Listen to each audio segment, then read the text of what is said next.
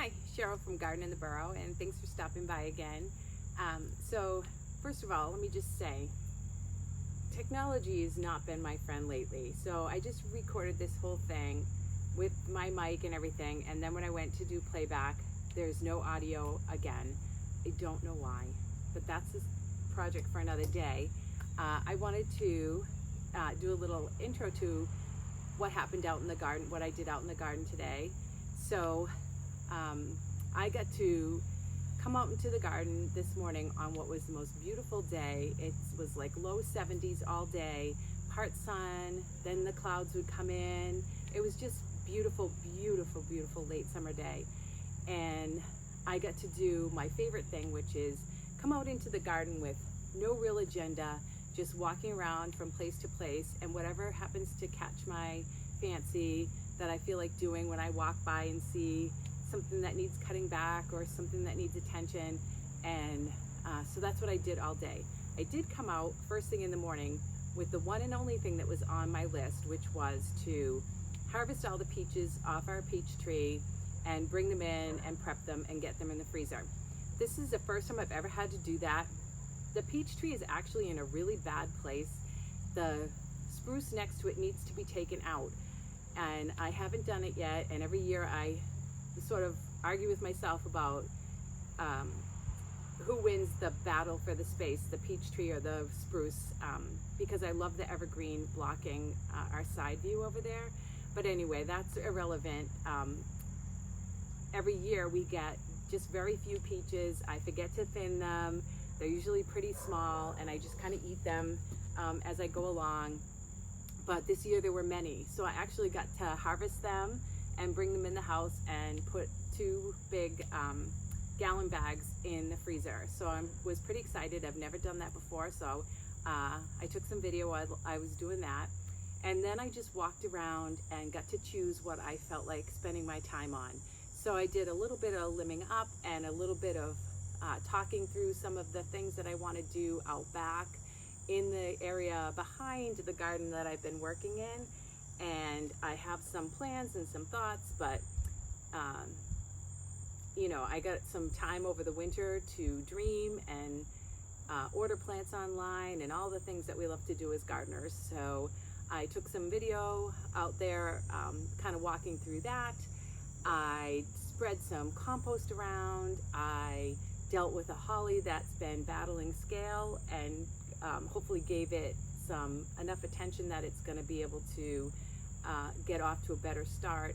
Boy, it's hot sitting here. I don't know if you can tell that I'm sitting right with the sun facing right on me, and I probably should have set up the camera somewhere else, but I'm almost finished with this anyway. So I did that, and I did some cutting back in some of the gardens here and there wherever I felt like it. I did some pruning on some of the pine trees out back. Like, I just did whatever I felt like doing, and I didn't even finish any of the chores I started, but I had so much fun. It was such a great day. So I took some video, and it's in here. But before we do that, I'm gonna take the camera over to the 7 sunflower tree, which is, I'm looking at it right now, that's in full bloom, so we can look at that before we go and look at a bunch of garden chores. All right, thanks for stopping by. And if you like any of these videos, just hit like and maybe subscribe so you can see more of my content. And also you can follow me on Instagram, where I am Garden in the Burrow. That's my handle there. And there's lots of pictures on there all the time. Okay, thanks. So I'm standing here in this shrub border, and this tree is just looking spectacular right now because it's in full bloom. So all the way up, it's gotten quite large, and all the way up it is covered in these beautiful white, tiny white flowers that are highly fragrant. So if you get anywhere near it, you can actually smell, I don't even know, I guess I can't really describe the fragrance. It's floral for sure. It's not overpowering, it's not cloying, it's just very lightly floral, I guess is how I would describe it. And it obviously is, well, I don't know if you can see from this far away, but is attracting every kind of pollinator. Maybe, I don't know if I can zoom in close enough. There's a monarch up there that's been around it all day. There are honeybees, there are bumblebees, there are, I mean, you name it. There's been things all over this since it's come into bloom.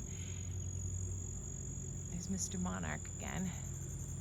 So anyway, after this tree finishes this bloom that it's going through right now, it's going to drop all of the white petals off all of those flowers, and the bracts that are holding the flowers on are going to turn cherry red. So I'm going to come back and take more video of this tree because it's just a perennial favorite of mine, and you'll get to see what it looks like then.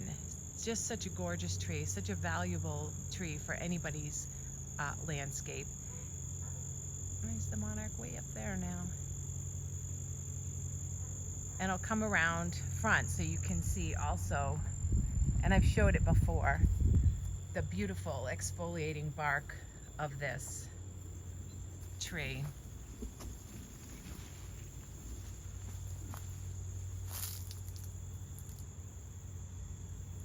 It's a smooth, tannish gray color. Beautiful, beautiful bark, and then the stripping and the exfoliating as it gets older. I just think this tree is an amazing asset to anybody's garden. So today I get to do something in the garden I've never done before, and that is harvest a whole bunch of peaches. So this year I was really good about thinning them and watching the tree and making sure it got enough water and fertilizing and everything. So I actually have quite a few. So we're gonna pick them and take them in and blanch them and freeze them. First time I've ever done it. See how it goes.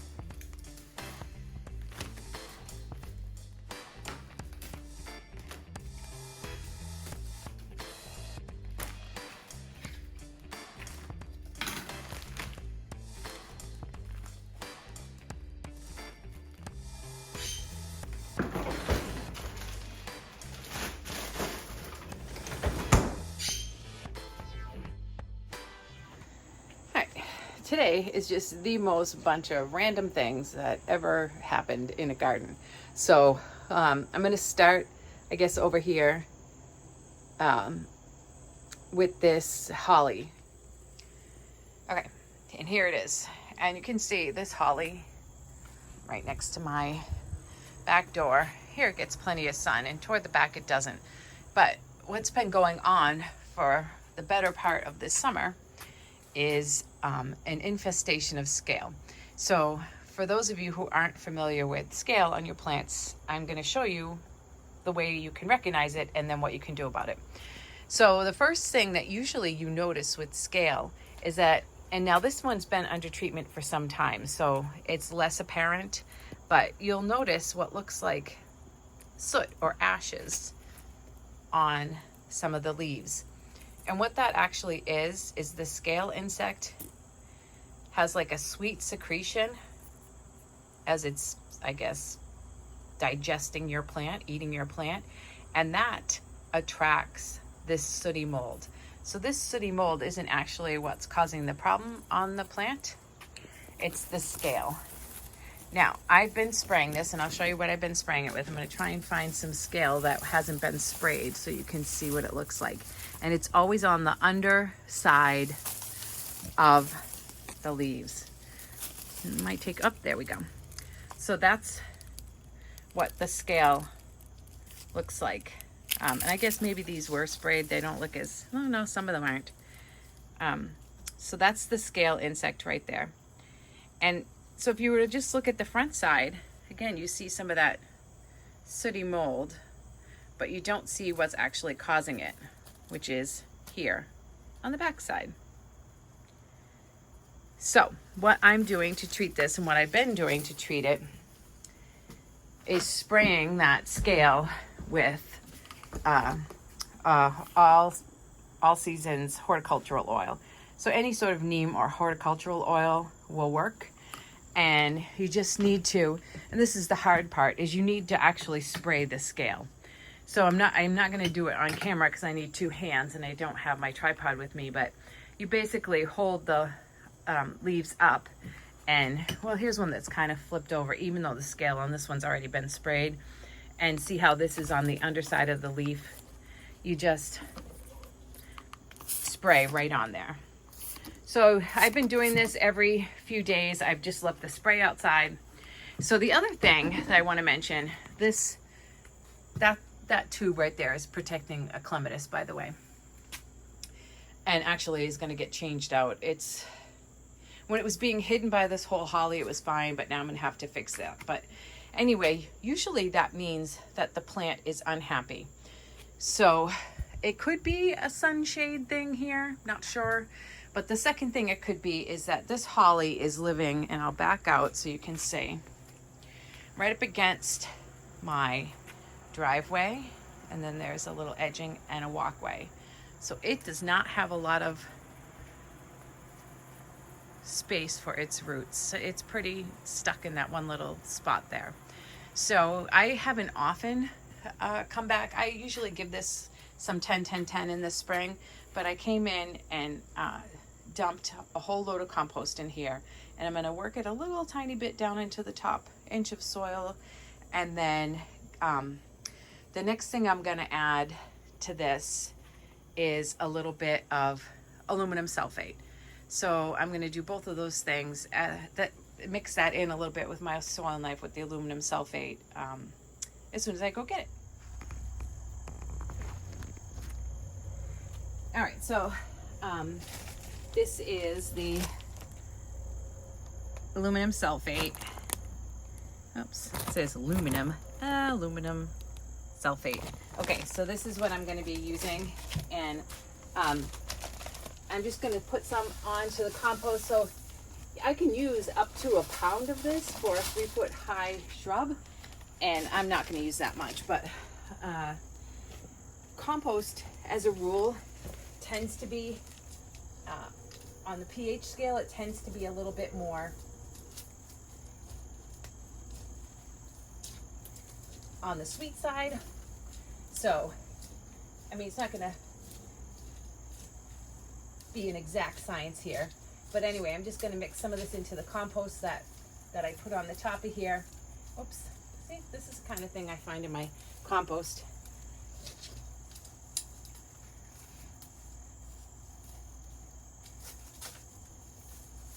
And then just give that sort of as a top dressing to this holly. So hopefully that's going to help. Healthy plants are far more resistant to insects and all sorts of pests than unhealthy plants. So, you know, usually besides treating the pest, which I just did, important to figure out what's going on. So hopefully that side of the holly will bounce back. I'm just going to watch it, and I'll trim it as necessary and see what comes back. And then I'll get in there and take some pruning shears and trim this up. I have to trim it up anyway to keep it off the walkway, but I'm not going to do it until we get it in better health. Okay. Since we're being as random as we possibly could today, before we left this area, I want to do a little shout out to this planting here in this window box. This planting, which is just Calibrachoa. I don't know the name. Let me see if the tag's in there. I'll come up here because you can look at how pretty this heuchera leaf is. I don't usually leave the tags in these things, so nope, no tag. But anyway, these two heuchera, which I do have the tags inside, and that annual, that has been what has been in this window box since the first week of June or the last week of May.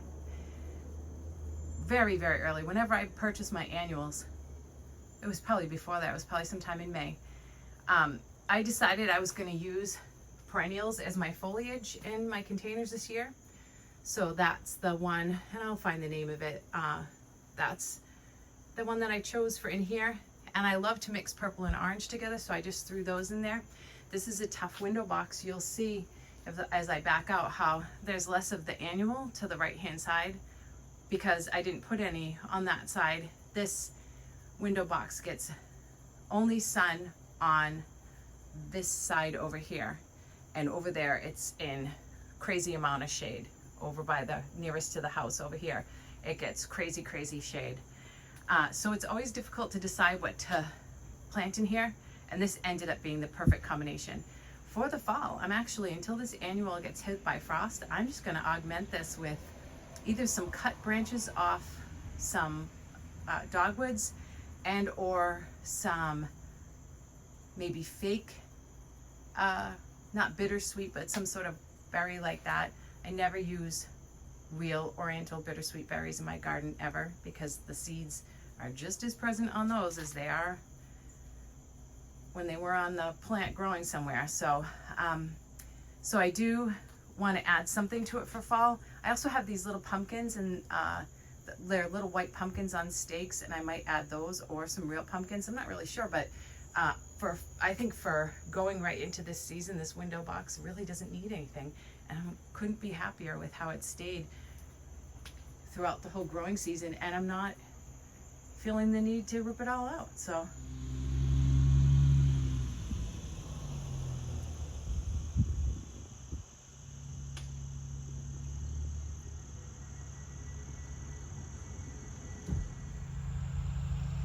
I got this accomplished. This garden here, and you can see that white phlox in there. That's a phlox called David, and that phlox I prune so I get some successive bloom, and so I still have some that haven't bloomed yet. There's some that are blooming now, and any that had already finished got cut down.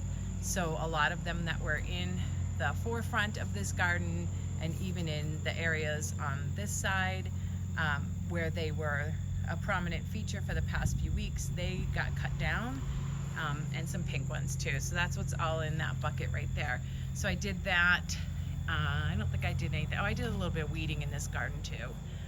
So now it looks like a hot mess, but that's okay because you know, we're getting to the end of the season. It's time to get it cleared out. This is one of the few beds I will clear pretty much to the ground, leaving only the woody plants. So there's a few woody plants in here.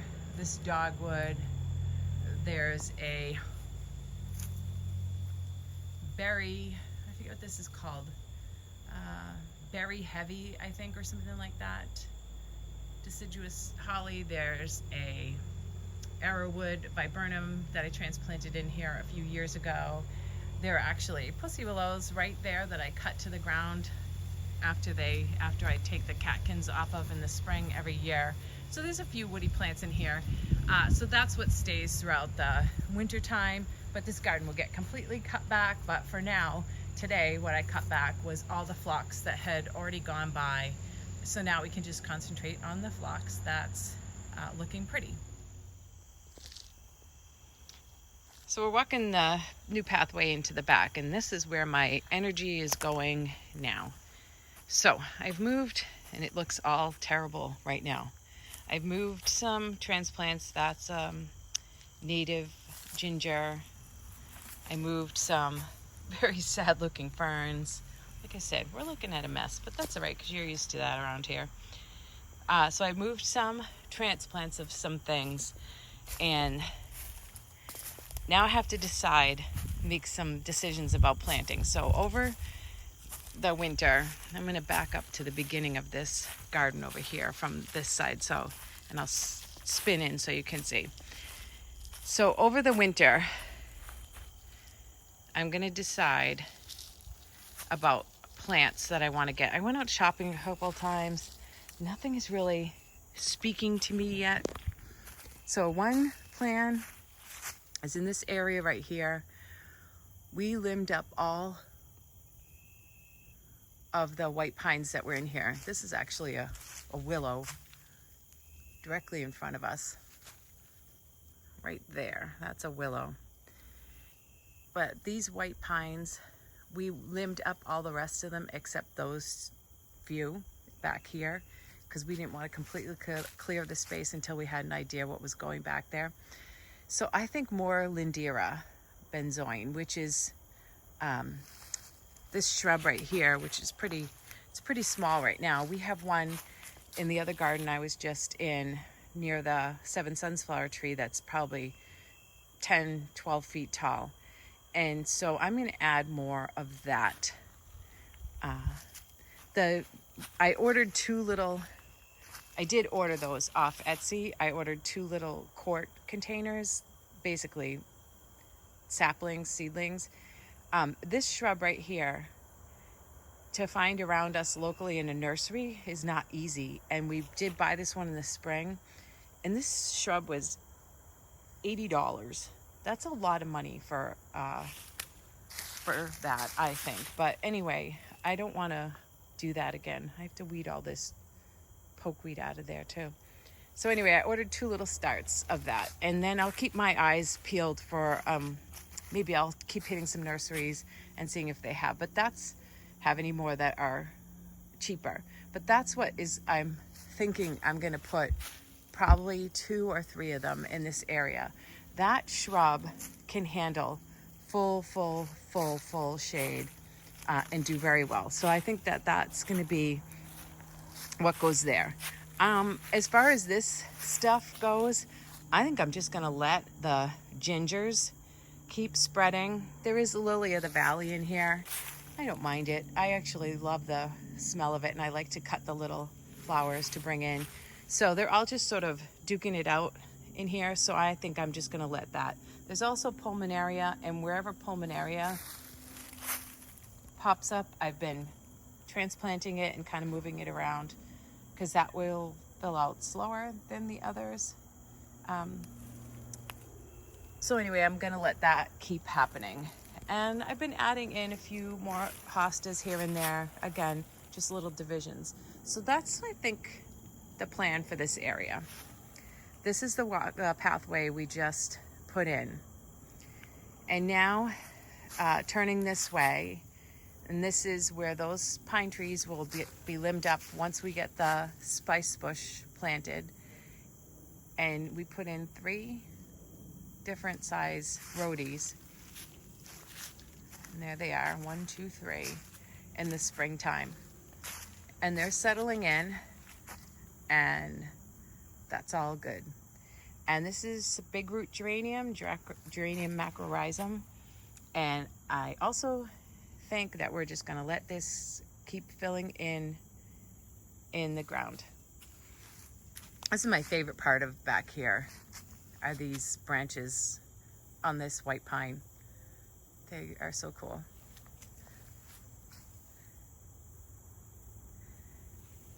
So anyway, I think Geranium macrorhizum on the ground and the Lindera back in there. That's the plan. Maybe a few other plants if something sort of catches my fancy. So in this area, I put a lot of little tiny starts.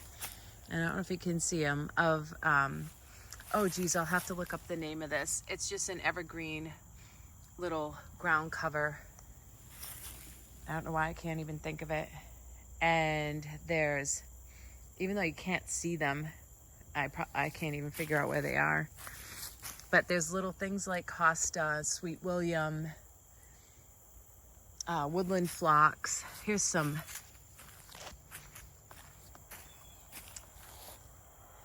And this is an Aruncus.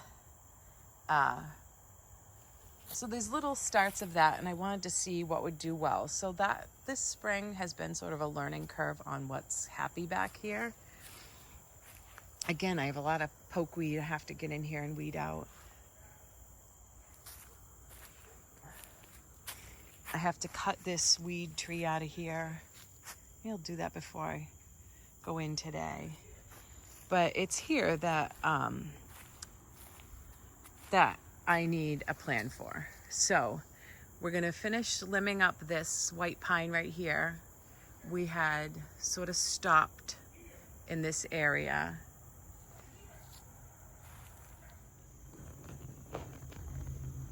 I had to pause there for a second.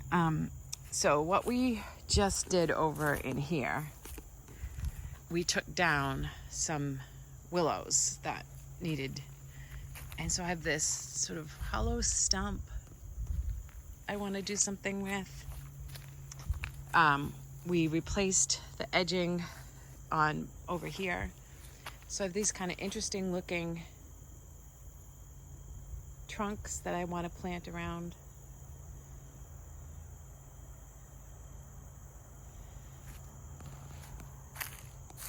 So the lamium has been perfect because the rabbits don't touch it, and it's done settled in very well. So that might be part of it. So I have this whole area in here. Sort of like the world is my oyster, huh? But it isn't, because I have to be really concerned about rabbits and about water. And those two things are kind of limiting what I can plant. So the ferns I put in are settling in, so I'm happy to see that happening. This is Deer Villa, which there were a couple of them, only one has made it this far. That's okay. This is a definite plant for back here, and I might move these back away from the path. This is a low growth sumac,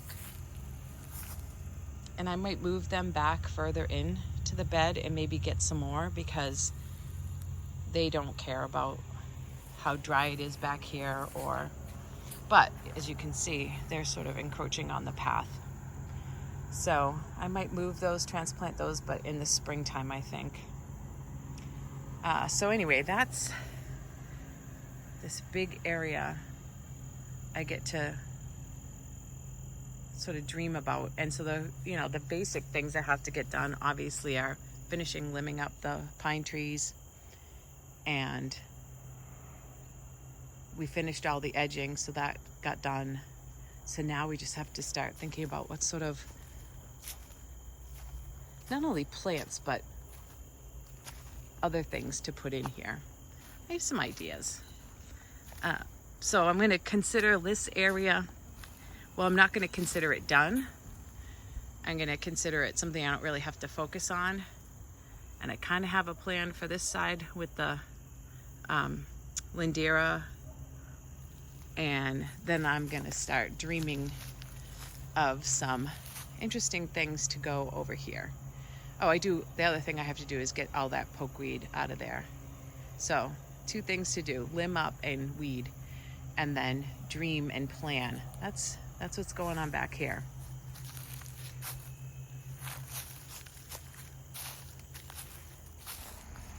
All right, as we continue our random what happened around today in the garden, I'll show you this container that was planted up with an aster I got at Lowe's for cheap. We just happened to be there for something else, and I saw these, and I bought, I think, 3 of them and planted them in there. And I'll probably leave them in there. They will definitely overwinter in there, and then I'll move them into the ground probably in the spring, unless I do something with this container for the winter, but I'm not sure I'm going to yet. But anyway, it looks pretty nice. So now we're gonna walk down toward what got accomplished over here. Well, this was last week when we were doing all that chipping. These were all the things that didn't fit in the chipper, which are now just waiting to go into our fire pit during the cooler nights that are coming up. But over in here, I had some transplanting to do and a whole bunch of stuff I had been cutting back. But I've been emptying our compost, one of our compost bins, to use for leaf mold, because it's about to be that time. So I wanted to get all the compost taken out of that bin. And so I dumped some in front of this little white fence. There used to be hosta, and they just disappeared over time. And I'm not sure if it was a rabbit thing or a soil thing, but I was erring on the side of caution that it was a soil thing. So I had put this boxwood in the spring when we started doing this garden over in the back.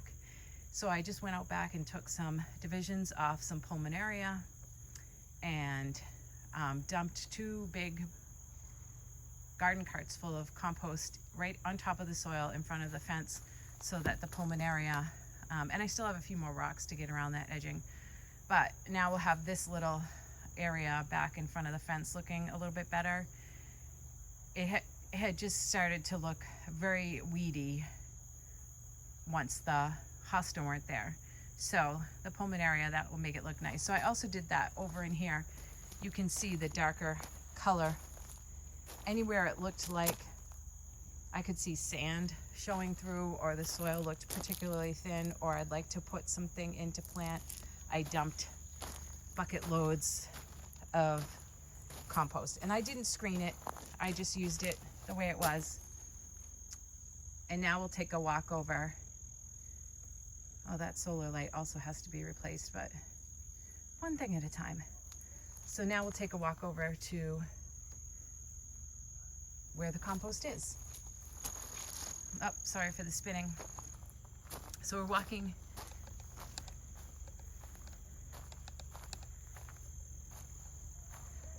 past and into the area I just finished. And I also did a little bit of pruning today. Just like, it was the most random day out here you can ever even imagine. So there's the few things that I pruned off, some of the pines out back. Well, the stuff that can go in the chipper anyway. We're gonna come down to the compost area. Oh, I composted that blueberry and also gave it some aluminum sulfite. Blueberries are acid-loving plants, so they always benefit from either holly tone or something that will acidify the soil a little bit. So here's our compost area. And these 2 bins, and it's hard, well, I'm gonna go past them and look back at them. These 2 bins in here. So this is where all the new stuff or some of the stuff from in there that had just gone on the pile that hadn't been decomposed at all got emptied over here, because I had gotten this entire pile right here, and I gotta really back up for you to see it. I had gotten this entire pile down to the ground, so now I can start piling fresh stuff on here and turning it. This is sod we took out from the sidewalk just to tidy it up. I'm not sure if I'm gonna recycle it, so that's why it's still sitting there. But anyway, after we got all the fresh stuff that had just been put on here and unearthed it, I've been out here just taking all of the usable compost out of here and I'm almost down to nothing. So I keep walking to the tree in back of me. So I'm hoping that to get this bin entirely empty on the left, and that's where the leaves will go once we shred them until we decide where we're going to use them. And then I'll still have this over here on the right to use if I put any more plants in the ground and I need to add some. And then over the winter, these are the piles that will begin their breakdown. So speaking of breakdown, our compost bin is going to need some attention. You can see that this side is coming off. So that's something when this bin is empty that I'll get in there and deal with. But that's not a project for a random today. That's a project for a random other day. So those are the things that got done in my most random day. Oh yeah, I did transplant some more hosta out in here. I've been just dividing and moving. And that's what I got done when I was outside today. So now I missed the football game I wanted to watch because I kind of got distracted, but let's look one more time at this container I love so much.